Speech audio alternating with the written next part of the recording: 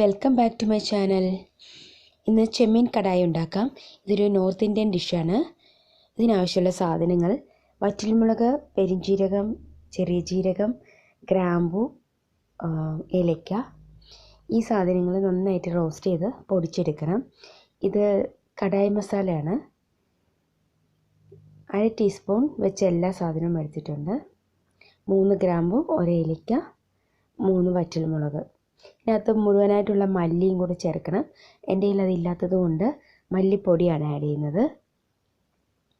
ഇത് നന്നായിട്ട് റോസ്റ്റ് ചെയ്തിട്ട് പൊടിച്ചെടുക്കണം.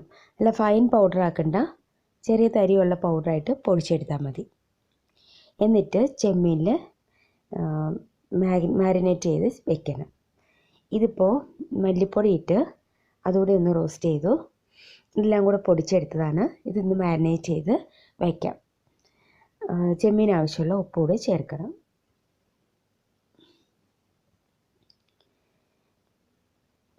ഇതിങ്ങനെ കുറച്ച് സമയം വച്ചിട്ട് 1/2 hour വെച്ചാൽ മതി. എന്നിട്ട് കുക്കിംഗ് തുടങ്ങാം. ഈ കുക്കിങ്ങിന് ആവശ്യമുള്ള സാധനങ്ങൾ: ടൊമാറ്റോ 1 എടുത്തിട്ടുണ്ട്, വലിയ ഒരെണ്ണം. സവാള 2 എടുത്തിട്ടുണ്ട്, മുറിച്ചെടുത്തതാണ് സ്ക്വയർ പീസസ് ആയിട്ട്. ഇത് അരയ്ക്കാനുള്ളതാണ്, അതുകൊണ്ടാണ് ഇങ്ങനെ മുറിച്ചെടുത്തേക്കുന്നത്. 1-2 പീസുകൾ നമ്മൾ ഈ ചെമ്മീൻ വേവിക്കുമ്പോൾ അതിൻ്റെ കൂടെ ഇടും. ബാക്കിയുള്ളത് നമുക്ക് അരച്ചെടുക്കാം.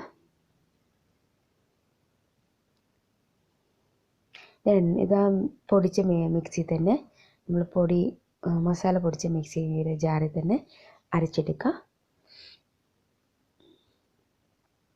ഇത് ഫൈനായിട്ട് അരച്ചിട്ട് ഇത് ഇഞ്ചി ചതച്ചതാണ്. ജിഞ്ചർ ഗാർലിക് പേസ്റ്റ് 1 സ്പൂൺ ചേർക്കുന്നുണ്ട്. ഇഞ്ചി ചതച്ചത് 1/2 ടീസ്പൂൺ.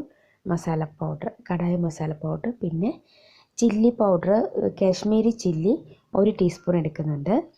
അതെന്തിനാണെന്ന് വെച്ചാൽ നല്ല കളറ് കിട്ടാൻ വേണ്ടിയിട്ടാണ്, കറിക്കൊരു കളറ് കിട്ടാൻ വേണ്ടിയിട്ട്. പിന്നെ ടർമറിക്കും 1/2 ടീസ്പൂൺ എടുക്കുന്നുണ്ട്. ഇത്രയുമാണ് ഇതിനാവശ്യമുള്ള സാധനങ്ങൾ. അവസാനം കുറച്ച് മിൽക്ക് ക്രീം ആഡ് ചെയ്യും, 1 ടീസ്പൂൺ. അത് ഓപ്ഷനിലാണ്, വേണമെങ്കിൽ ചേർക്കാം, വേണ്ടെങ്കിൽ വേണ്ട. അത്രയേ ഉള്ളൂ. ഉപ്പുണ്ട്. ഇനി നമുക്ക് ഇത് ടൊമാറ്റോ പേസ്റ്റാണ്. ഇത് നമ്മൾ വാങ്ങിക്കുന്ന പേസ്റ്റാണ്. അതുകൂടെ കുറച്ച് ചേർക്കാമെന്ന് വിചാരിച്ചിട്ടാണ് അത് എടുത്തത്. അപ്പോൾ ഇതിന് 1 ടൊമാറ്റോ എടുത്തിട്ടുള്ളൂ. അത് പേസ്റ്റ് ചേർക്കുന്നില്ലെങ്കിൽ 2 ടൊമാറ്റോ എടുക്കുക. ഇത് ക്യാപ്സിക്കം സ്ക്വയറായിട്ട് അരിഞ്ഞതാണ്. ഇത് ചെമ്മീൻ വേവിക്കുമ്പോൾ അതിൻ്റെ കൂടെ ഇട്ട് വേവിക്കുക. ഇതെല്ലാം കൂടി നമുക്കൊരു തവയിലിട്ട് വേവിക്കാം. ഇത് നേരത്തെ റോസ്റ്റ് ചെയ്ത തവയാണ്. ആ തവയിലിട്ട് കുറച്ച് വെള്ളം ഒഴിച്ച് ഇതൊന്ന് വേവിച്ചെടുക്കാം. ആ സമയം കൊണ്ട് നമുക്ക് സവാളയും തക്കാളിയും അരച്ചെടുക്കണം. ഇനി തവ അടുപ്പിൽ വെച്ചിട്ട്, കടായി അടുപ്പിൽ വെച്ചിട്ട് അതിലേക്ക് എണ്ണ ഒഴിച്ച്, വെളിച്ചെണ്ണ യൂസ് ചെയ്യേണ്ട, റീഫൈൻഡ് ഓയിൽ യൂസ് ചെയ്യാം. അതിലേക്ക് ജീരകം ഇട്ടു, ചെറിയ ജീരകം ഇട്ടിട്ടുണ്ട്. അതൊന്ന് റോസ്റ്റ് ആകുമ്പോൾ അതിലേക്ക് ഇഞ്ചിയും ആഡ് ചെയ്തു. ഇത് സ്ലൈസ് ചെയ്ത് ചതച്ചെടുത്ത ഇഞ്ചിയാണ്. 1 ടീസ്പൂൺ ഇഞ്ചിയുള്ളൂ. അതൊന്ന് ചെറുതായിട്ടൊന്ന് മൂപ്പിച്ചെടുക്കാം.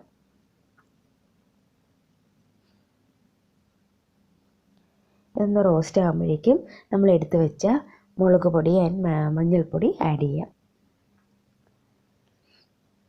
ഇതുകൂടെ ഒന്ന് നന്നായിട്ട് മൂത്ത് കഴിയുമ്പോൾ നമ്മൾ അരച്ച് വെച്ച പേസ്റ്റ് ഇതിലേക്ക് ആഡ് ചെയ്യണം.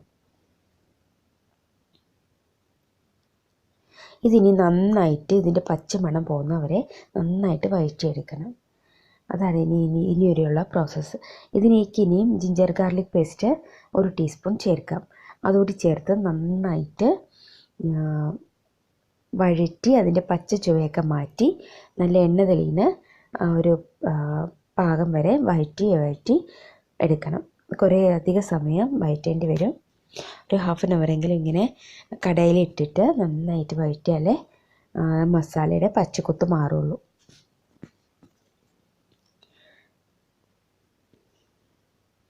ഇതിലേക്ക് ടൊമാറ്റോ പേസ്റ്റ് ചേർക്കാം.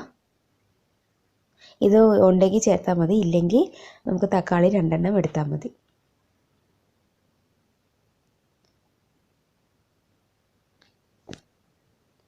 ഇത് നന്നായിട്ട് വഴറ്റി കൊടുക്കുക. ഇതൊരു നോർത്ത് ഇന്ത്യൻ ഡിഷാണ്. നമ്മുടെ സൗത്ത് ഇന്ത്യൻസിൻ്റെ ഒരു ഇതല്ല, എങ്കിൽ പോലും ഭയങ്കര പോപ്പുലറാണ്. നമ്മൾ ഹോട്ടൽസിലൊക്കെ പോയാൽ ചിലപ്പോൾ ഓർഡർ ചെയ്യാറുണ്ട്. കടായി ചിക്കൻ, കടായി മസാല എന്നൊക്കെ പറഞ്ഞിട്ട്, കടായി പനീർ, അതുപോലെ തന്നെ കടായി പ്രോൺസും.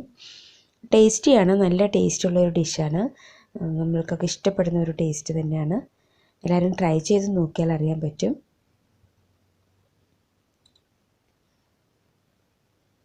ഇതിപ്പം ആയിട്ടുണ്ട്. ഇതിലേക്ക് ഇനി കുറച്ച് വെള്ളം ചേർത്ത് ഒന്നുകൂടെ ഒന്ന് ലൂസാക്കണം. നമ്മൾ ചെമ്മീനും വേവിച്ച ക്യാപ്സിക്കം, ചെമ്മീൻ, സവാള കൂട്ട് ഇതിലേക്ക് ആഡ് ചെയ്തു. അത് നന്നായിട്ടൊന്ന് ഇളക്കിയിട്ട് കുറച്ച് വെള്ളം ചേർക്കണം. ഇപ്പോൾ ഒരു കപ്പ് വെള്ളം ചേർക്കാം. വേണമെങ്കിൽ കുറച്ചുകൂടി വെള്ളം ചേർക്കുക. നമ്മൾക്ക് ഒരുപാട് കട്ടിയുള്ള ഡിഷുമല്ല, എന്നാൽ ഒത്തിരി ലൂസുമല്ല, ഒരു റോസ്റ്റിൻ്റെയൊക്കെ ഒരു പരുവത്തിലാണ് എടുക്കുന്നത്.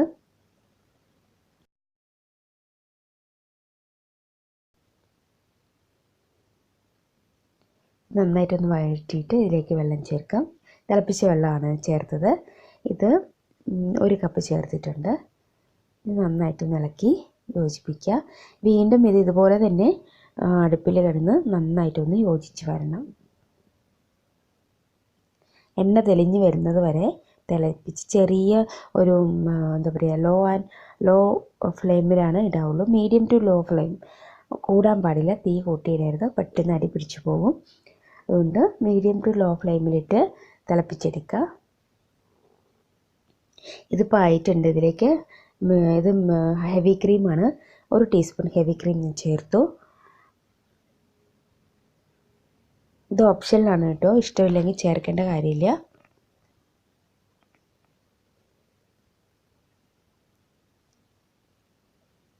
ഇത് ആയി വരുന്നുണ്ട്. ഇത് കുറച്ച് സമയം കൂടി ഇങ്ങനെ ഇരുന്ന് എണ്ണ തെളിഞ്ഞ് വരും. കറി ആയിട്ടുണ്ട്. എണ്ണ തെളിഞ്ഞിരിക്കുന്നത് കണ്ടോ. ഇങ്ങനെയാണ്, ഈ ഒരു പാകത്തിലാണ് നമ്മൾ എടുക്കുക. ഇതിൻ്റെ ഗ്രേവി നല്ല തിക്ക് ഗ്രേവിയാണ്. ഇതെല്ലാവരും ട്രൈ ചെയ്ത് നോക്കൂ. വളരെ ടേസ്റ്റിയാണ്. ചപ്പാത്തിയുടെ കൂടെ, അപ്പത്തിൻ്റെ കൂടെ, ചോറിൻ്റെ കൂടെ, ഫ്രൈഡ് റൈസിൻ്റെ കൂടെ, ഇതിൻ്റെ കൂടെ വേണമെങ്കിൽ നമുക്ക് പോകുന്ന ഒരു ഡിഷാണിത്. നമുക്ക് പ്ലേറ്റിലേക്ക് മാറ്റാം.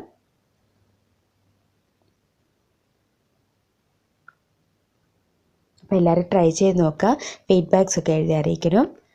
ചാനൽ സബ്സ്ക്രൈബ് ചെയ്യാൻ മറക്കല്ലേ. ഷെയർ ചെയ്യണം, ലൈക്ക് ചെയ്യണം.